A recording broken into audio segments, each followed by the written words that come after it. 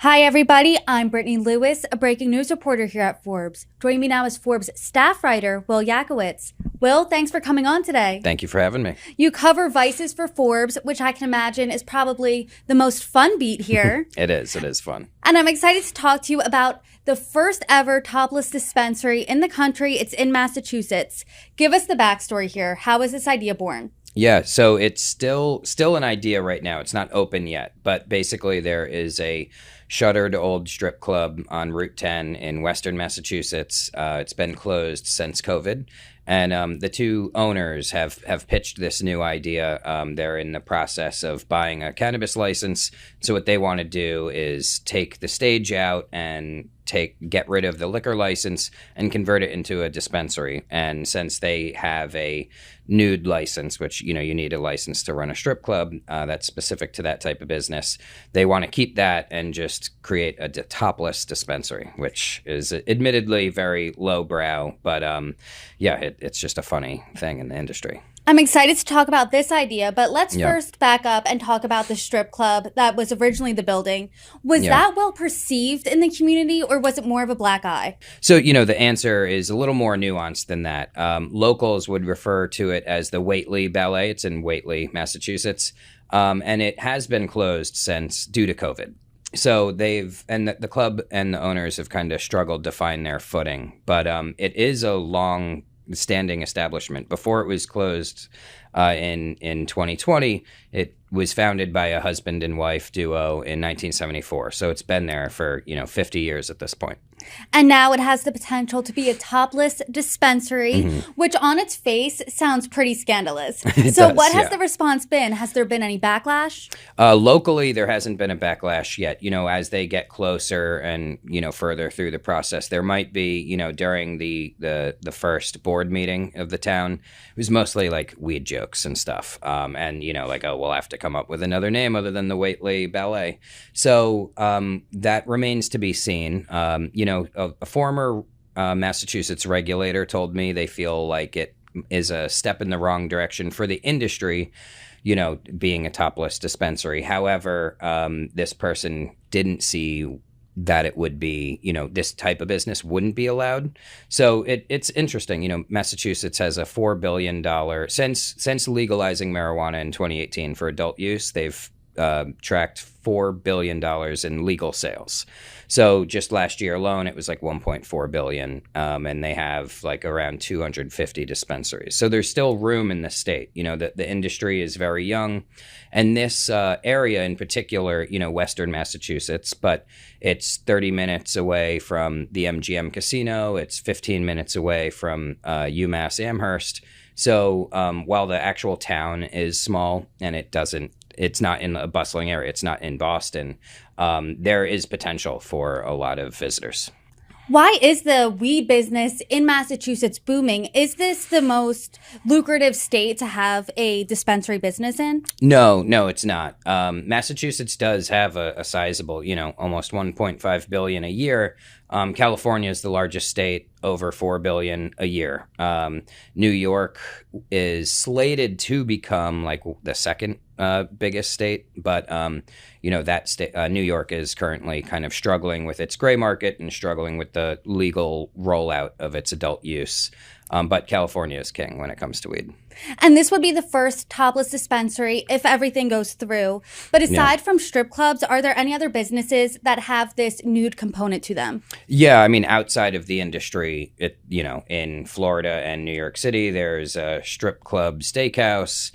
In Washington State, there's a chain of coffee shops. For whatever reason, the baristas wear bikinis. So, there has been, throughout history, there's this, that people have these ideas, like how do you differentiate yourself in the marketplace? And, sex sells, and some people go that route.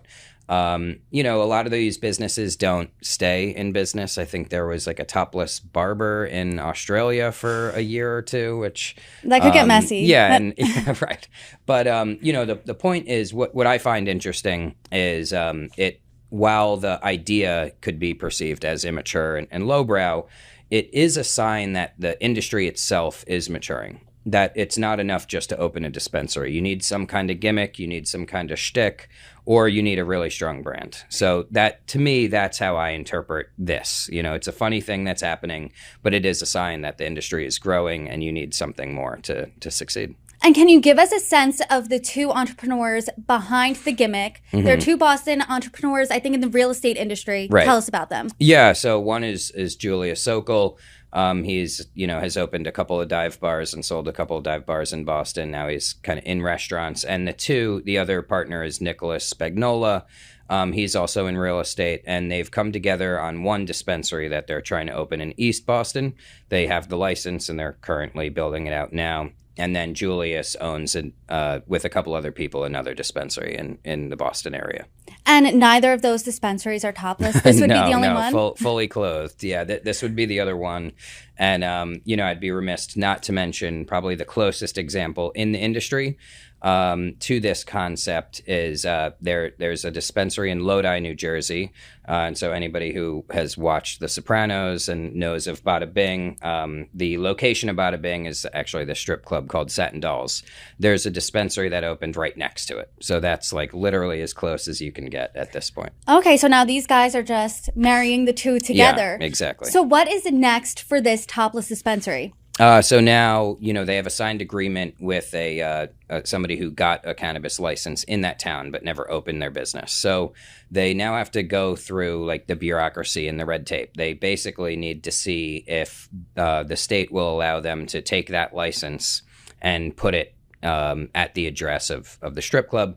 And if that's okay, then they have to go through the siting and zoning to see if everything is okay, and then slowly build out from there. So they told me if all goes well, they see like before the end of this year, the top of 2024, they'll hopefully be open. That's quick. And are they confident that everything is legal and they will get through?